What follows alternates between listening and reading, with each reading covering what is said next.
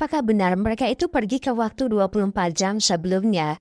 Dan saat mereka berlima masuk ke dalam kamar Queen, mereka melihat Queen sedang tidur terlelap tapi terbangun gara-gara mereka itu terlalu berisik.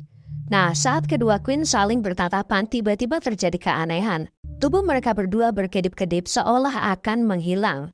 David lantas buru-buru membawa Queen keluar, jika tidak mereka berdua bisa saja menghilang dari realitas yang disebabkan anomali lingkaran arus balik ketika dua orang yang sama berada di tempat dan waktu yang sama. Dan setelah itu, David membawa mereka semua kembali ke masa depan.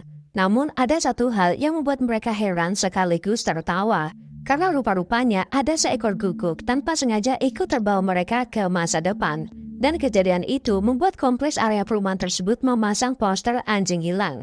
Yang bisa disimpulkan mereka tanpa sengaja sudah merubah realitas di masa depan. Terlepas dari masalah tersebut, mereka membuktikan bahwa mesin waktu itu bekerja pada manusia.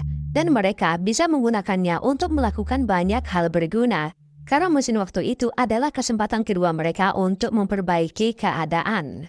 Akan tetapi, David agak ragu dengan usulan teman-temannya tersebut. Karena ia sendiri tidak tahu dampak apa yang terjadi jika mereka melakukan time travel ke masa lalu. Seperti halnya semalam, tubuh Queen mendadak berkedip-kedip yang mungkin saja dia bisa menghilang. Namun, karena David sendiri juga penasaran, David setuju menggunakan mesin waktu tersebut demi kepentingan eksperimen. Hanya saja, mereka tidak boleh melompat sendirian, alias setiap perjalanan waktu yang dilakukan harus dilakukan bersama-sama. Yang berikutnya, sebaiknya mereka merekam setiap aktivitas ketika pergi ke masa lalu sebagai bahan pengetahuan. Dan yang terakhir, mesin waktu itu